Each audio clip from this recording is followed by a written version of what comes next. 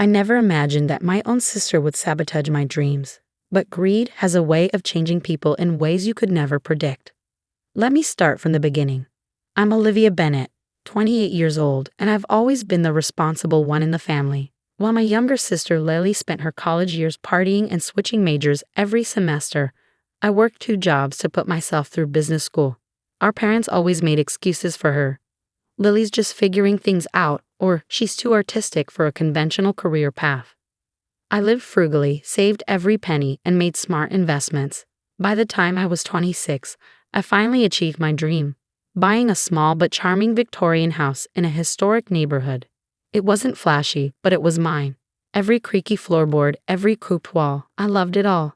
I spent weekends restoring its original features, learning carpentry from online videos, and slowly turning it into my ideal home. But while I was diligently building my life brick by brick, Lily was constructing an illusion. She'd somehow landed a job at an elite marketing agency, thanks to Dad's old golfing buddy, and started dating Zachary Monroe, a wealthy real estate mogul's son. Suddenly, she was all about appearances, designer outfits, leased luxury cars, and a constant stream of Instagram posts showcasing her perfect life. Then came the engagement. Zach proposed with a ring worth more than my entire annual salary, and Lily quickly morphed from high maintenance to full-blown bridezilla. That's when my nightmare truly began.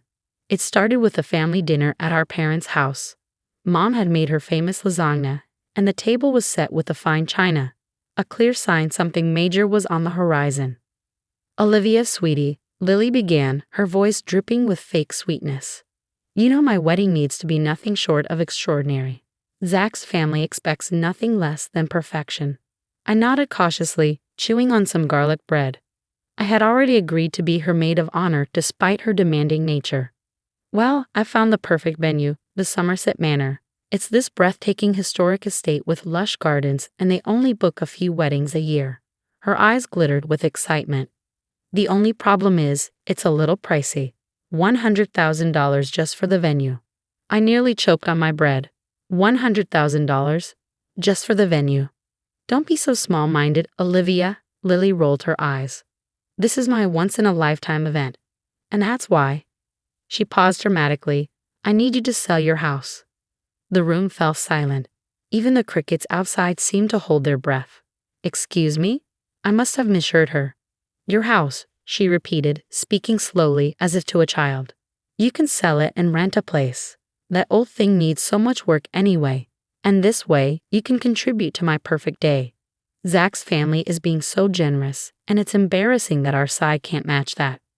I glanced at our parents, expecting them to shut down this ridiculous request.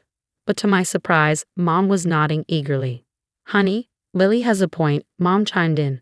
"That house is too much work for a single woman. And you want your sister to have her dream wedding, right?" Dad kept his eyes on his lasagna, avoiding any form of eye contact. "You've got to be kidding me," I said, putting my fork down. "You want me to sell my home, the one I spent years working to buy, the one I've poured my soul into renovating, just for one day? It's not just a party." Lily slammed her hand on the table, making a wine glasses rattle. "It's my doing. And as my sister, you have to help. Everyone knows you're doing well with your side businesses or whatever you do on that laptop all day. If only they knew, those side businesses were my real estate investment firm. While they thought I was just a mid-level accountant, I had quietly been building a portfolio of commercial properties. The irony of this situation was almost laughable, if it weren't so maddening. "No," I said firmly, standing up. "Absolutely not. I'm happy to help with the wedding, but I will not sell my house." Lily's face flushed crimson. "You selfish monster. You've always been jealous of me, just because you can't find a man and live in that ugly old house." "That's enough," I interrupted, gathering my things. "I'm leaving. And Lily, find yourself another maid of honor." As I walked to my car, I could hear Lily's dramatic sobs and Mom trying to comfort her. Dad hurried after me. "Princess," he said, using my childhood nickname. "You know how Lily is. Just think about it, okay? Maybe you could take out a loan or something." I stared at him in disbelief. "Dad, are you hearing yourself? You want me to go into debt for Lily's wedding venue?" He shifted uncomfortably. "We just want to keep the peace. And well, Zach's family is very influential. This wedding could open doors for all of us. That's when I realized my family would never change. They'd always prioritize Lily's desires over everyone else's needs. But they had no idea who they were dealing with. "Don't worry about the venue, Dad," I said, a plan forming in my mind. "I'll take care of it." He looked relieved, probably thinking I'd given in. But I had something else in mind entirely. 3 months ago, I had purchased a historic estate through my investment firm. A stunning old mansion that had been on the market for months, priced well below its value because the previous owners needed to sell quickly. I had been quietly renovating it, planning to turn it into a high-end event venue. The name of that estate, the Somerset Manor. What happened next would teach my sister and parents a lesson they would never forget. But that's when the real story began. The weeks that followed were a whirlwind. Lily continued to bombard me with texts, sending guilt trip after guilt trip, alternating with thinly veiled threats. Mom called daily with new ideas for how I could help with the wedding, from taking out a second mortgage to selling my car. I let them think I was considering their demands while working on my plan in silence. Somerset Manor had been my biggest investment yet. When I first saw it listed, I knew it was a gem. Built in 1885, it still had all its original charm: sweeping staircases, intricate moldings, crystal chandeliers, and 12 acres of immaculately maintained grounds. The elderly couple who owned it had kept it in pristine condition, but needed to sell quickly due to health issues. I had spent months making subtle updates, adding modern amenities while preserving its historic beauty. My event management company, Bennett Events, registered under my middle name for privacy, had just begun booking events, and the estate was already becoming the most exclusive venue in the area. What Lily didn't know was that she'd booked her wedding at my estate.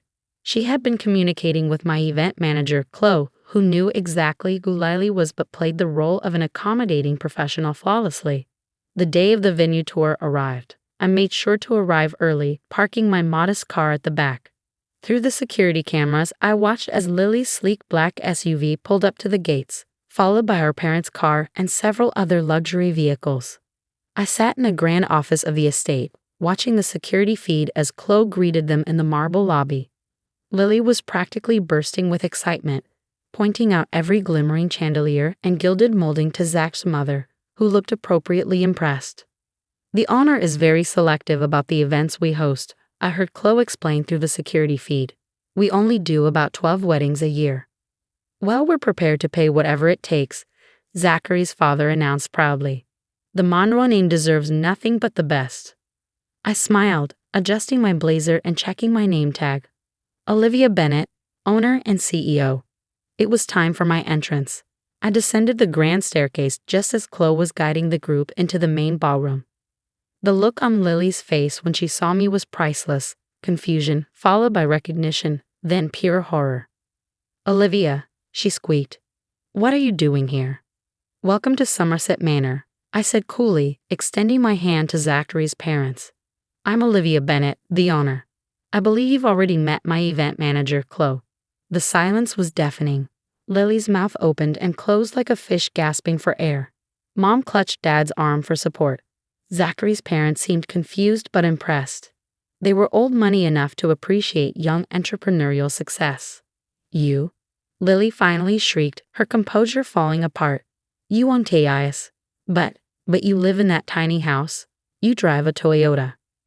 "A good businesswoman knows the value of living below her means," I replied calmly. "Now about your booking. I'm afraid we'll have to decline." "What?"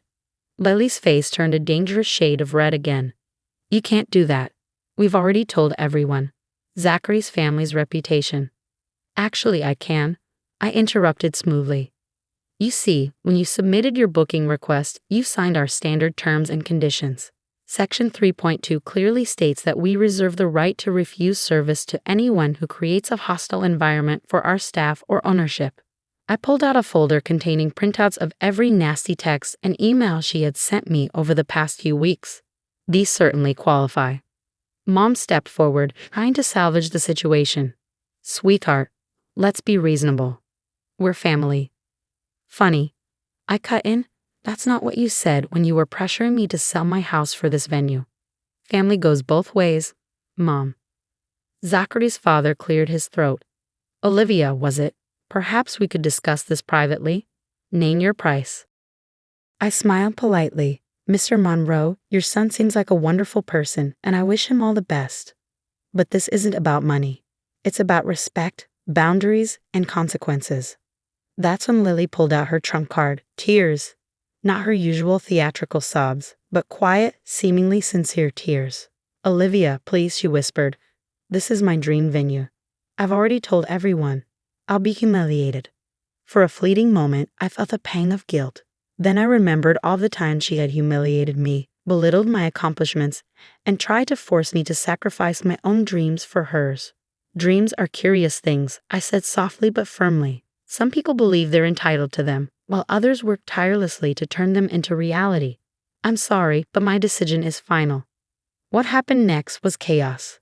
Lily had a complete meltdown, screaming about how I had ruined her life. Mom tried to guilt-trip me, while Dad looked like he wanted the earth to swallow him up. But Zachary's parents had a different response. Impressive. Zachary's mother said, eyeing me with new respect. You built all of this yourself? Yes, ma'am. I replied. I started my company 5 years ago using the savings I made working 2 jobs through college. Now that's the kind of ambition we value in the Monroe family. Zachary's father nodded approvingly. He turned to Lily, who was still sobbing dramatically. Perhaps, dear, this is a sign that you should reconsider your approach to, well, everything. The look on Lily's face was priceless. Her future in-laws were clearly more impressed with my business acumen than with her tantrum. As they filed out, with Chloe escorting them to their cars, Dad lingered behind. Princess, he said quietly, I owe you an apology. I should have stood up for you. Yes, you should have. I agreed. But it's not too late to start. He nodded, finally understanding the unspoken message. It was time for him and Mom to stop enabling Lily's behavior. The aftermath was interesting. Lily eventually found another venue, one that was far less prestigious and significantly more expensive. She still isn't speaking to me, which honestly is rather peaceful. Mom is trying to mend our relationship, starting with finally acknowledging that my side businesses were, in fact, impressive accomplishments. Somerset Manor has now become the most sought-after wedding venue in 3 states. I still live in my beloved Victorian house, though I've hired professionals to finish the renovations. My Toyota runs just fine, thank you very much. Sometimes I wonder what would have happened if I had caved to Lily's demands. Would she have learned anything? Would anything have changed? Probably not. Instead, I taught my family 3 valuable lessons. Success doesn't need to be flashy to be real. Respect is earned, not demanded. Never underestimate the quiet one who works hard and minds their own business. Last week, I received a wedding invitation from Zachary's sister. She'd specifically requested Somerset Manor as her venue. I personally approved her booking. After all, good business is about knowing when to say yes, as much as knowing when to say no. As for Lily, last I heard, she's finding herself again, this time through yoga teacher training. Zachary's parents insisted on a prenup, and apparently, living within an actual budget has been quite an adjustment for her. Me? I'm expanding Somerset Manor's events business, scouting properties in other states, and enjoying the peace and quiet of my dumpy little house that I worked so hard to own. Sometimes, the best revenge isn't about getting even. It's about standing your ground and letting karma do the rest.